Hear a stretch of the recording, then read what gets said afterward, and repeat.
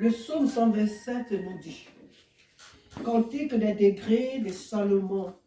Si l'Éternel ne bâtit la maison, ceux qui la bâtissent travaillent en vain, travaillent plutôt en vain. Si l'Éternel ne garde la ville, celui qui la garde veille en vain. En vain, vous vous levez de bon matin, vous vous couchez tard et vous mangez le pain de douleur. Il en donne autant à ses bien-aimés pendant leur sommeil. Voici des fils sont un héritage de l'Éternel. Le fruit des entrailles est une récompense. Comme les flèches dans la main d'un guerrier, ainsi sont les fils de la jeunesse. Heureux l'homme qui en a rempli son carquois. Il ne sera pas confus quand ses fils parleront avec des ennemis à la porte. Amen. La Bible nous dit ce soir, à partir du verset 1, que si, c'est une condition qui est posée là, si l'Éternel ne bâtit la maison, celui qui l'a bâti, il fait quoi? Il est bâti en vain. Il travaille en vain. Et si l'Éternel me veille sur une ville, celui qui croit garder cette ville-là, il veille aussi en vain. Nos nations sont-elles gardées par l'Éternel? Nos villes, nos villages, sont-ils ou elles gardées par l'Éternel? Le monde est-il gardé par l'Éternel? C'est vrai, Dieu garde ce monde, sinon il aurait disparu. Dieu garde-t-il nos nations? Oui, Dieu garde les nations. Dieu protège les nations. Ce soir, ce que le Seigneur veut que nous sachions, frères et sœurs, Dieu doit être au centre de tout ce que nous faisons. Il doit être au début, au milieu et la fin. Nous ne devons jamais, en tant qu'enfants de Dieu, les païens le font, ce sont des païens, ils ne connaissent pas Dieu. Mais nous, les enfants de Dieu, nous ne devons en aucune manière, en aucun cas, nous aventurer dans un projet, dans une, je ne sais, mais sans toutefois consulter Dieu. Nous ne devons en aucun cas faire une chose quelconque sans introduire premièrement, sans invoquer, sans demander même l'avis du Seigneur. On est plusieurs à prendre des décisions, à faire beaucoup de choses souvent, et puis on est déçu. On est déçu parce que on se dit que non, j'ai vraiment pris une mauvaise décision. Non, je ne devais pas faire ça, je ne devais pas aller là. Je ne devais peut-être pas parler à telle personne de mon histoire. Peut-être que je ne devais pas faire telle chose et puis je l'ai faite. Et puis quelquefois on regrette. Pourquoi? Parce qu'on n'a pas consulté Dieu. On n'a pas consulté le Seigneur. Même quand c'est un travail, des fois on se lance.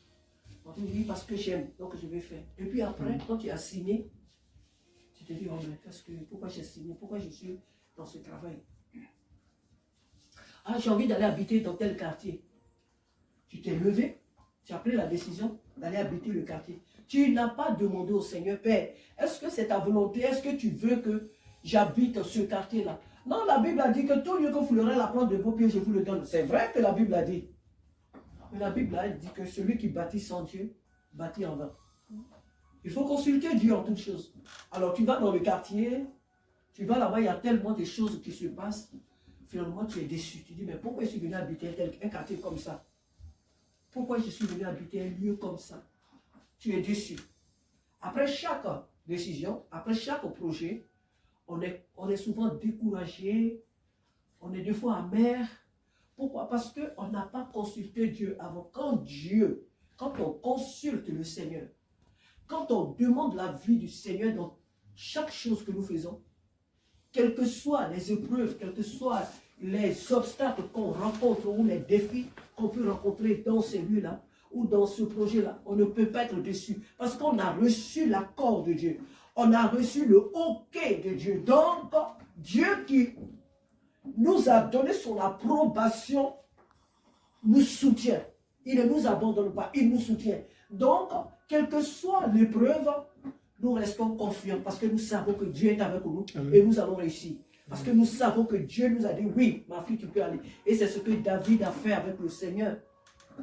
Durant son règne, David doit aller en guerre. Il va demander au Seigneur, dois-je aller ou non? Le Seigneur lui dit, va ou ne va pas. Et c'est comme ça que David, on dit souvent que David est un homme de guerre. David était puissant. Oui, c'est vrai, David était puissant, il était courageux de s'engager dans des guerres contre ses ennemis, de se lever. Mais la force de David, c'était l'Éternel. Amen. Alléluia. Amen. La force de David, c'était l'Éternel. David demande, parce que David sait que si Dieu n'est pas avec lui là, il n'est rien du tout, il ne peut rien vaincre. Et d'ailleurs, même ceux qui sont en face de lui sont plus forts que lui. Il le sait. Quand il va combattre Goliath étant jeune, David ne va pas parce qu'il a, comme il a dit, j'ai combattu les ours, j'ai combattu les lions, donc je vais te tuer. David dit, au nom de l'Éternel que tu as insulté. Au nom de l'Éternel. David n'est pas parti avec la chair, comme on l'a vu ici le dimanche. Il n'est pas parti avec ses expériences d'homme protégeant son troupeau dans la forêt contre les lions autres. Il est parti au nom de l'Éternel. Donc, durant son règne, David consulte Dieu. Dois-je aller combattre les Philistins? Dois-je aller combattre telle armée qui vient contre mon royaume? Quand Dieu lui dit va, David n'a plus peur. Même si les gens qui sont en face de lui sont nombreux, sont plus qualifiés, c'est-à-dire sont des hommes de guerre comme Goliath, David n'a plus peur. Pourquoi? Parce qu'il sait que celui qui est devant lui là, c'est l'Éternel. Celui qui est derrière lui là, c'est l'Éternel. Donc il sait qu'en Dieu, il est invincible. Ils n'ont pas à avoir des armes plus sophistiquées que lui, son arme. Il sait qu'ils ne pourront pas le vaincre parce que Dieu est avec lui. Alléluia.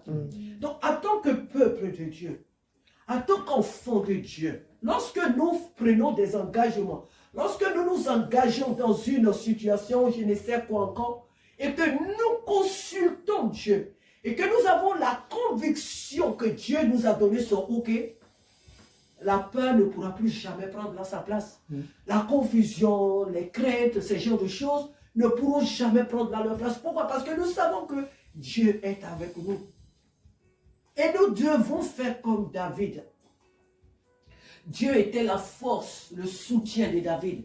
Et que ce Dieu-là ce soir soit notre soutien. Amen. Que ce Dieu-là soit notre force. Nous sommes dans un monde qui vacille. Trop de contradictions. Les choses deviennent de jour en jour compliquées dans ce monde. Mais comme j'aime souvent le dire, d'ailleurs c'est la Bible qui le dit, celui qui espère en l'Éternel, celui qui bâtit sur l'Éternel, celui qui bâtit avec l'Éternel, peu importe ce qui se passe au sein de nos nations, il ne sera jamais dans la confusion. Pourquoi? Parce qu'il a appris à compter sur le Seigneur et Dieu ne déçoit jamais ceux qui comptent sur lui. Dieu ne déçoit jamais ceux qui s'appuient sur lui. Parce que ce monde dans lequel on est, il ne faudrait pas que le chrétien pense que les temps sont devenus difficiles, la conjoncture, bien beaucoup de choses se passent dans nos nations. Donc, écoute, il faut qu'il se presse, il faut qu'il se prépare, il faut qu'il prenne ses précautions, il faut qu'il fasse telle chose dans la précipitation. Pourquoi? Parce que Dieu lui a donné la sagesse, l'intelligence, donc il doit faire ça, il doit faire ça. Le chrétien doit d'abord consulter Dieu. Chaque enfant de Dieu doit consulter Dieu dans tout ce que nous faisons. Et donc, Dieu sait tout ce qui se passe dans nos nations. Il n'y a rien qui arrive, il n'y a rien qui se passe dans nos nations que Dieu ne sait pas, que Dieu lui-même n'a pas préparé. Il n'y a pas quelque chose qui se passe dans ce pays où nous sommes, ou dans l'Europe, ou en Afrique, je ne sais où encore. Il n'y a rien qui se passe sans que Dieu lui-même ne l'ait autorisé. Il n'y a rien qui se passe sans que Dieu lui-même ne l'ait permise. C'est écrit dans la Bible. Hein? Donc, il n'y a rien qui se passe sans que Dieu lui-même n'ait donné son OK. Et c'est pourquoi la Bible dit, même le jour du malheur, c'est fait pour les méchants.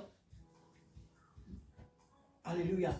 Notre Dieu contrôle toutes choses. Nous ne pouvons pas courir plus vite que Dieu. Nous n'avons pas le droit de faire des choses et puis ignorer Dieu. Nous n'avons pas le droit de prendre des engagements en ignorant Dieu. Nous serons confondus. Et nous allons dire, mais je suis chrétien, mais je prie, mais je vais tous les jours à l'église, Mais pourquoi ma vie? Pourquoi? Non, mais est-ce qu'avant de faire les choses, tu as consulté Dieu? Il ne suffit pas d'aller tous les jours à l'église, il ne suffit pas d'être dans le groupe musical, il ne suffit pas d'être prédicateur, il ne suffit pas d'être l'homme le plus, je ne sais pas, spirituellement puissant, je ne sais pas. Ce n'est pas de cela qu'il est question. Il est ici question d'obéissance. Il est ici question d'obéissance. Si tu n'obéis pas à la parole de Dieu, tu ne consultes pas Dieu, et tu prends des engagements, tu iras de confusion en confusion, et tu vas dire, mais qu'est-ce qui m'arrive? Le diable me combat. Et comme ça, tu vas te lancer dans un jeûne de combat, tu vas te lancer dans un long jeûne, et dans ce jeûne-là, le diable va bien rire de toi. Parce que le diable connaît les principes de la prière. La vie chrétienne, le diable connaît comment elle marche, comment elle fonctionne.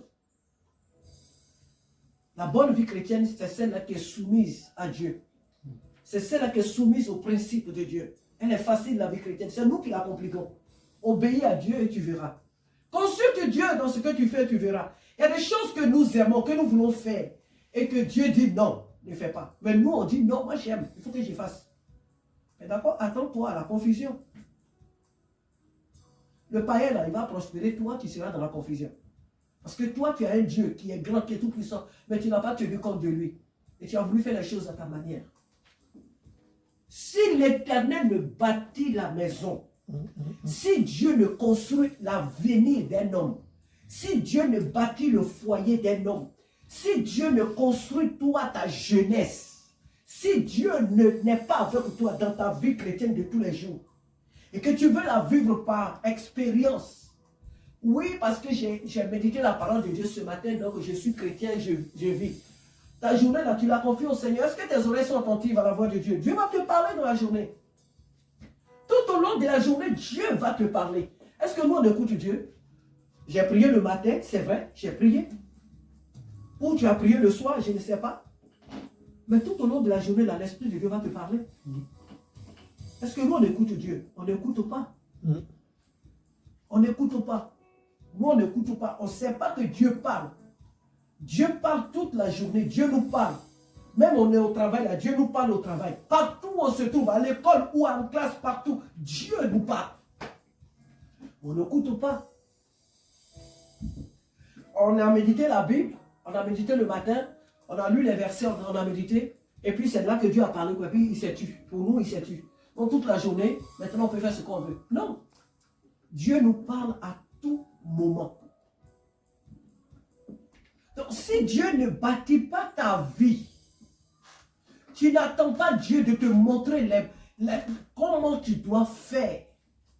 Quelles sont les résolutions que tu dois prendre et que tu t'avances comme ça, tu seras dans la frustration. Tu seras un chrétien aigri. Et plus tard, tu vas rétrograder, tu vas abandonner le Seigneur. Pourquoi? Parce que tu as eu tellement de déceptions, tu ne voudras plus entendre parler de Jésus. Alors que ce n'est pas Jésus qui a fait ça, mais c'est toi-même qui ne l'as pas écouté. Et il y en a plein comme ça aujourd'hui dans les églises. Il y en a plein comme ça qui ont abandonné la main du Seigneur aujourd'hui. Ils ne veulent même plus entendre parler de Jésus-Christ. Ils ne veulent pas entendre parler de l'église. Ou bien des fois quand tu leur fais, non, je vais prier chez moi, je n'ai pas envie d'aller à l'église, je vais prier chez moi. Parce que ces personnes sont dans la frustration. Elles sont aigries. Elles sont dans la frustration. Est-ce que Jésus-Christ nous a appelés pour que nous soyons dans la frustration? Non. Apprenons à écouter le Seigneur. Si l'Éternel ne bâtit ta vie, si tu veux la bâtir toi-même à la manière dont tu veux, tu seras couvert de honte. Tu seras dans la confusion. Si l'Éternel ne garde ta vie, si l'Éternel ne garde une nation, si Dieu ne te protège pas et que toi, tu cherches la protection des hommes, la connaissance des hommes, des hauts placés, tu seras couvert de honte. Et que le chrétien sache que notre vie n'est pas comparable, n'est pas semblable à la vie des gens du monde. Nous sommes dans le monde, mais nous ne sommes pas du monde. Et donc notre vie, là, elle ne fonctionne pas. Les païens peuvent faire quelque part quelque chose, puis ça marche. Ça marche pour eux. Ça marche très bien. Hein. Il veut passer le concours, il a. Il veut la maison de suite, il a. Il veut ça, tout est là. Tout est là. Et même son salaire, lui, c'est plus élevé. Tout est là, mais toi, enfant de Dieu, tu vas aller là, c'est l'échec. Et tu te poses des questions, mais pourquoi? Mais moi j'ai sécrété, mais j'ai jeûné, mais j'ai prié, mais j'ai fait ça. Et puis pourquoi ça n'a pas ça? Est-ce que Dieu t'a dit que c'était là, la place qu'il t'a préparée? Oh, peut-être que Dieu t'a préparé une place beaucoup meilleure que là où toi tu veux t'arrêter. Dieu t'a préparé des grandes choses. Mais toi, c'est là que tu veux t'arrêter. Que le Seigneur nous aide ce soir. Alléluia, je vais m'arrêter. Le message, il est vraiment long. C'est un passage qui est très riche. Amen. Mais je vais m'arrêter là seulement sur ce premier verset. Il dit, en vain, vous vous levez de bon matin, on court, on va au travail, et puis on se couche tard. Certains rentrent même jusqu'à même 21 heures. Certains partent très tôt au travail. Le temps qu'ils arrivent, retournent le soir, il est tard. Donc, juste manger quelque chose, et puis se laver, ou bien quoi, et se laver, manger quelque chose, et puis aller se coucher, quoi. C'est toute leur vie. La routine, c'est toujours comme ça. Mais ils ne prêtent pas attention à la vie que Dieu leur a donnée, à la mission que Dieu leur a donnée. Il dit, en vain, vous vous levez tôt, et puis vous partez, puis vous rentrez tard, vous mangez du pain de douleur. Beaucoup de gens travaillent. Certains même travaillent dur. Ils construisent même des maisons. Mais au moment où il va habiter la maison, il est mort. Ou deux fois même, il a fini de construire la maison, mais il ne va jamais l'habiter. Jamais il va aller en Afrique. Jamais il va aller là où il a construit la maison. Jamais il va habiter cette maison. Mais cependant, il a fini de construire une très belle maison. Il ne va pas l'habiter. Il ne va pas l'habiter. Il ne va même pas profiter de cette maison. C'est d'autres personnes qui vont profiter. Oh, des fois, il n'est pas mort, hein, il vit. Mais puisqu'il ne va pas tout le temps là-bas, c'est d'autres personnes qui l'ont mis de la maison. Et ce sont elles qui profitent. Et puis lui, il est ici. Il vit ici comme un esclave. Parce que sa vie, c'est le travail. Il n'a pas le temps pour Dieu. Non. Nous ne devons pas faire des choses sans Dieu. Nous ne devons pas faire les choses en tant que peuple de Dieu. Nous ne devons rien faire sans que consultons le Seigneur. La vie chrétienne, elle est belle. La vie chrétienne, elle est merveilleuse. Si nous avons des oreilles pour le Seigneur, jamais nous ne serons dans la confusion. Jamais nous irons de gloire en gloire. Jamais nous ne serons dans la confusion.